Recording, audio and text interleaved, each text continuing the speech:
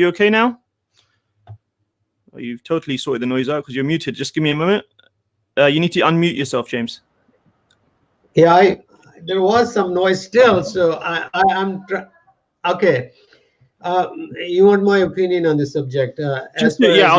I'll just clarify it for you, James, and that is that there's many people who claim that Islam is from the devil. It's one of the things that a lot of some Christian evangelists actually state. So, do you believe that?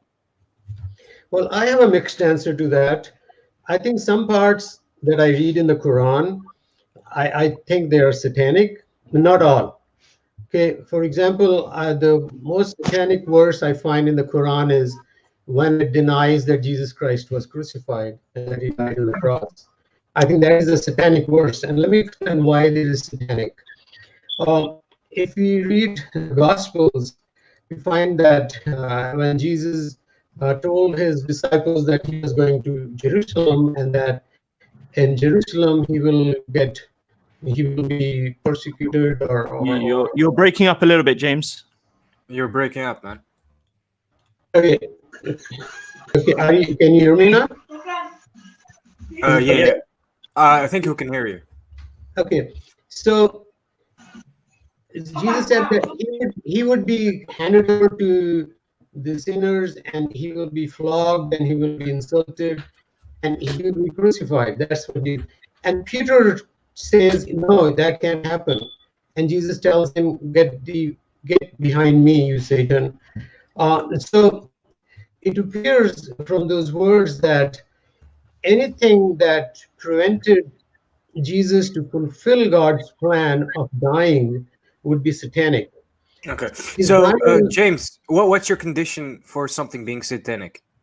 Satanic means something that violates the will of God. Okay, so according to you, the Jews also are satanic because they deny the crucifixion and Jesus, right? They don't deny crucifixion. They do. Some of us do, some of us don't. Yeah. Well, that's a new one to me. But are they then? Are they also satanic then? Well, James. Well, actually, I'll ask the question. Yeah, go ahead. I'll ask the question a different way. I believe in Christianity, it would be more that the Jews are satanic merely for denying Jesus, let alone as the Messiah and let alone as God. And I think James is having a few connection issues. I think so as well. James, you there? I don't know. That's not my topic. I'm sorry. I'm having internet connection problems here. It's okay. I can hear you. I have sound back in the background again. So that is why. See, the Quran denies crucifixion of Jesus. To me, that is satanic because according to the biblical plan of salvation. Yeah, but so if the Jews also deny, like some of them, I'm not talking Jews. In the Talmud, for example, are they satanic according to you then? No, because you say whoever denies this. See, whoever denies the God. I don't have information about that, and I'm not going to argue on that. No. Sorry, the Quran denies it. Sorry, James. The Quran denies it. Hi, Therefore, James. it denies to God His plan of salvation, and therefore that verse is satanic. Sure, okay. James. I think just to clarify, sorry, James. Just to clarify, what Brother One was asking was that would you put the Jews in the same category if they deny Jesus? Was it being God? One, is that what you're saying? Correct. Yeah. Would you put them in the same category? No, I wouldn't put them in that category. So they can deny God. That's very hypocritical. I didn't say they can deny God. They don't deny God. No, but that's hypocritical. They deny that Jesus is literally the Son of God. They deny that Jesus is the Christ. That's what they deny. Okay. So they deny him as God too. What do you mean? Well, but that's not. See, you're sending me on a red herring again. That's not the. Okay. So that's hypocrisy. No? You said, "What is my opinion about Islam as satanic or not?" And I said that parts of Quran are from our religion, good religion. You know, all religions say the same things that Quran is saying. But what the Quran is saying is what also the belief was in the Old Testament. For example, we have here a Jew, Pisca Guerrilla. He would literally affirm that the prophets of the Old Testament believed in one God.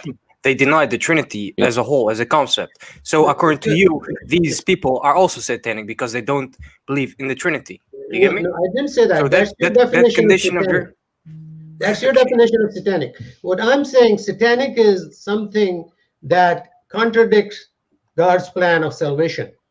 Okay, So God's James, plan let of me ask salvation. Sorry, guys. Can we let Hashim? Sorry, Hashim. I think has been trying to ask a question for a little while. Go ahead, sure, Hashim. go ahead. James, you read your Bible, right?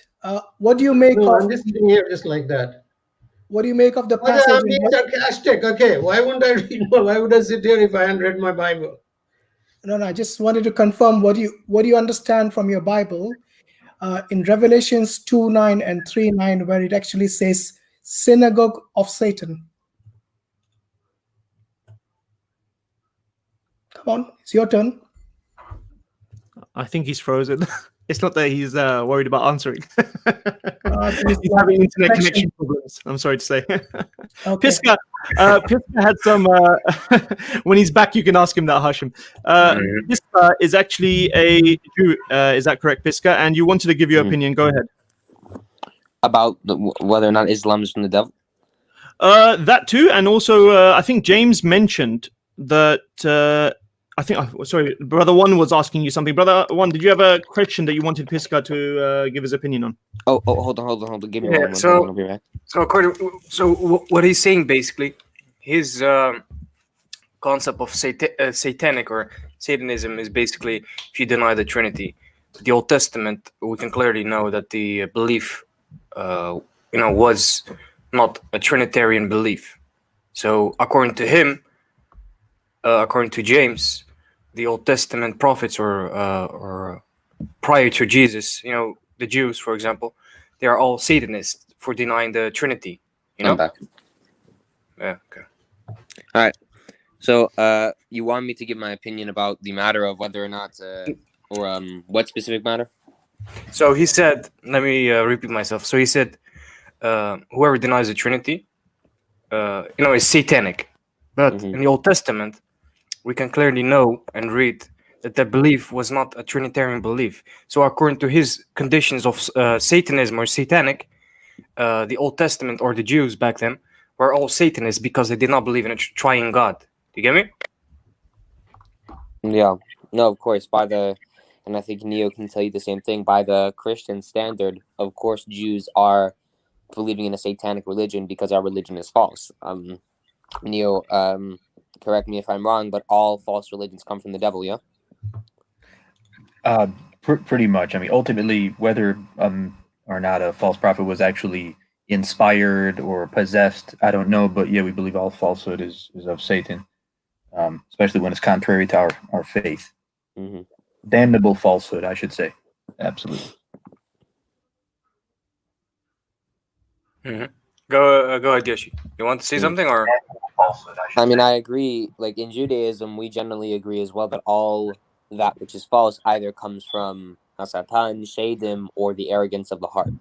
So, but the thing is, though, is that our view of Satan is much different from the Islamic view of Iblis and the Christian view of Lucifer, Satan. If we're to call him the Christian view. So we believe that Satan, Hasatan, never rebelled. Right? We believe that he never rebelled against God, nor that he was a fallen angel, but rather he was an intermediary that God uses to challenge people. Right? So a common objection to the Old Testament, right, is that David, Dawood alayhi salam, Sulaiman alayhi salam, these two people, which is Solomon and David, both of them sinned in exceeding ways, and we are asked commonly how can you trust their prophecy then. But the thing is, the reason why they did, many people ask us, do you believe that prophets can sin, that prophets can do this and this? The reason why they did that is because God wished to challenge them, right? These two people were the determiners of basically every single future generation of the Jewish people at the time. Because, for example, David, right, his actions and his lineages, right, would literally define the coming of the Messiah. So essentially, God wished to challenge them, and he increased their Yetzer Hara, meaning he increased their evil inclination and sent Hasatan upon them, right? Now, they failed this challenge as a result, and they fell into the evil inclination, not because of the fact that, we believe that all prophets are bound to transgress as they transgress, but because their sins were they were purposefully made more prone to sin. So, but the thing is though, so for So- example, You're basically saying that the prophets were prone to sin, basically. specifically David and Solomon were more prone to sin than anybody else because of the fact that God wished to challenge them. Anyways, so the thing is, right, is that when it comes to Islam, though, I believe, and Judaism believes as well, that once again all falsehood either comes from Satan, Shaidim, or the essentially the arrogance of the heart, or the or falling the heart, etc. But the thing is, right, with Islam, Abbas and I think and Hashim, everybody else here, you said the Christians that it wouldn't make any sense that Satan would use Islam, right, as to do his bidding, right? If he was essentially if the Meccan Arabs were far worse than the Muslims, yeah. So the thing is, though, is that as a result of the fact that we do not believe that Hasatan is entirely evil, we believe that he, brings upon evil, but he only brings upon evil essentially when God wills him to bring upon evil, etc. So the thing is that we believe, our beliefs about Islam and Christianity, that these things were brought, right, to expose the world to two things. One, to expose the world closer to the idea of the Abrahamic covenant being the truth, or essentially the truth being centered around our father Abraham, or and essentially exposing more of the world to the ideas within that covenant. So the thing is that we essentially believe that either it could have been, a shade, which is a jinn, which could have come to Muhammad, right? Or it could have been essentially Hasatan, but, bringing a lesser sin as opposed to a greater evil, yet still bringing upon a transgression. Okay, so let me respond, Yehudi or Yoshi. So Muhammad Sallallahu, okay, he brought the belief of one God, okay, to a continent that was full indulged with the pagan gods, okay. Mm-hmm. So how can this be devil or whatever you want to call it? Well, I answered the question. Satan is not entirely evil, right? So he could have brought a lesser sin, right? If God had willed him to bring upon the world a lesser sin. We do not believe that Satan is inherently in rebellion against God. We do not believe he is in rebellion against God. Okay. Go ahead, Abbas. So, sorry, one. I think Brother Abbas wants to say something. Go ahead, Abbas. Go ahead. And then we really need to go to Hashim and James, because I think James is back. I hope he's not frozen. No, he's moving. Abbas. There you go. Hi, James. Welcome back. Go ahead, Abbas. Pisca, sorry, what is the greatest sin for a Jew? Idolatry. And the pagan Arabs were already quite active in that, right? Mm-hmm. So it doesn't make sense then. And the other thing I'd just like to ask Neo very quickly. Neo, you said that falsehood comes from Satan. Is that correct? It could come from either the devil himself through a man, or just from the pride of one's own heart. Yeah. If someone could just make something. That's satanic. Is that correct? Is that satanic? Yeah. So it's come from Satan. In other words, even if it's the arrogance of a man, it's Satan that drives the arrogance. Is that right? I mean, not always. We have a free will. We can choose to do what we want to do. I could create my own religion in 2 minutes. My point is that Satan misguides people. So if misguidance takes place, or an untruth, lies take place, then that has to come from Satan, according to you. Is that what you said? Did I understand you clearly? It doesn't have to, but most of the time it probably does. Comes from demons. So where it can be demonstrated, beyond, I would say, beyond reasonable doubt, that there are verses that have been added or taken away from the Bible or changed, would you say that those are from Satan as well then? I think that Satan, or the demons, or the devils, or the pride of one's own heart, did influence certain people to remove passages from these corrupt Bibles that we have today. Yeah. Thank you for that honesty. So, can I believe, respond to of course, Abbas? that we have the perfect book. Yep. Continue. Right. So, Abbas, can I respond to statement Yeah, about go ahead. idolatry? Keep it short, please, Pisca, so that we can move on to Hashim, because James has been waiting a while. Thanks. Go ahead. All right. So the thing is that once again I understand that the Meccan and the Mushrikeen of Mecca were much worse than those who essentially came after them, which would be the Muslims, obviously. But the thing is that once again, as I said before, Satan could have guided them to a lesser sin as a result of God willing him to do so. Secondly, Islam, right? So I have a question for you, right? In Islam, right, it is a form of shirk to deny the Quran, yeah? Absolutely, of course. Okay. As in Judaism, it is a form of shirk, right, to deny the Torah. We believe that Muslims deny the Torah, and when we say Torah, we don't just mean the 5 books. The Torah we ascribe as anything which comes from Hakadosh Baruch Hu, meaning God Himself or His prophets, etc. Right? That's when we say Torah. So we believe that obviously Muslims deny the Torah, right, and they proclaim the Torah to be corrupted, meaning that they have still committed a form of idolatry. While it is a less blatant or a less severe form of idolatry as outright not only denying the Torah but worshiping idols, praying to false gods, praying to being polytheists, etc. It is still once again a lesser sin and still a lesser form of idolatry. Mm-hmm. So Yoshi, what do you define as denying the Torah? You mean the commandments or the entire book? Everything. So not just the Torah but the Tanakh. When we say Torah, once again Tanakh and the Torah Shebal Peh. Okay, so if we would deny that, for example, Noah was a drunkard in the Old Testament, we would be an idolater, for example. Yes, if you deny that Noah was a drunkard in the Old Testament, I wouldn't call him a drunkard, but if you deny that instance, Yeah, no, where he I'm just saying. drunk, Yeah, I'm just saying the passage in the Old Testament. yes, if you deny a single, yeah. Mhm. Okay. If I can just weigh in on this for a second. Okay. Piska, I've been listening. I think you're conflating James, do you want to go? I think you're. Just let Sadat finish here. Go ahead, Sadat. Sorry. Oh, I'm so sorry. I didn't hear you. My Okay, audio yeah. was There's a bit of a lag, perhaps. Piska, I think you are conflating shirk with kufr. And while they are two overlapping ideas, like shirk being idolatry or polytheism, kufr being disbelief of any kind in God and His commandments, they are not exactly the same thing. So none of the medieval Jewish rabbis, none of the great Jewish medieval theologians accused Islam of shirk or idolatry. In fact, it was quite the opposite. So Moses Maimonides said that there's not idolatry. There is not idolatry in Islam. And that's why his fatwa or his legal opinion was that Jews can pray in a Muslim mosque, whereas they can't pray in a Christian church because there is image worship and idolatry and polytheism in the Christian churches. So while I can understand from your perspective, I can see how Islam would still be heretical because it doesn't adhere to the commandments of the Torah the way that religious Jews do. But disbelief is not the same thing as idolatry. And none of the great medieval Jewish rabbis ever leveled the charge of idolatry or pagan worship or polytheism against the Muslims.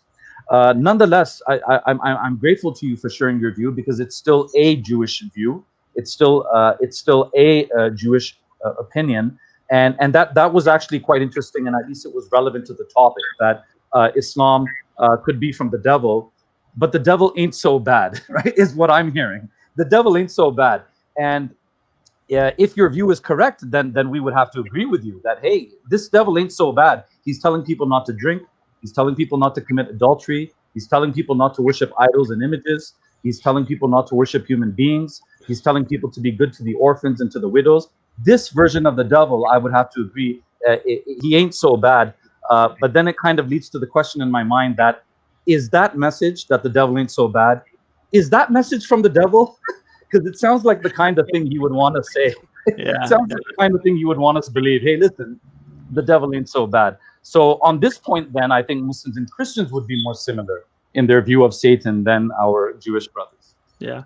Thanks for that, Sadat. I mean, obviously, thanks for your view as well, Piska. I mean, me personally, I would say, well, Christianity was already there in place to misguide. As far as Judaism would be concerned, Christianity was already brought about to misguide mankind. There really wasn't a need to bring a third religion, Islam, to confuse things by telling them to let's do some good.